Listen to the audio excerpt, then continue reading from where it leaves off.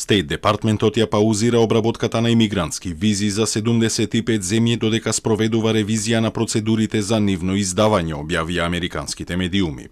На оваа листа се најде и Македонија. Суспензијата ќе започне на 21 јануари и ќе трае неопределено, односно се додека не се спроведе преиспитување на обработката на имигрантските визи. Објавената листа вклучува и неколку други земји од Западен Балкан, како што се Босна и Херцеговина, Црна Гора, Косово и Албанија. Србија е поштедена, како што се и Бугарија и Грција, затоа што се дел од Европската Шенген зона.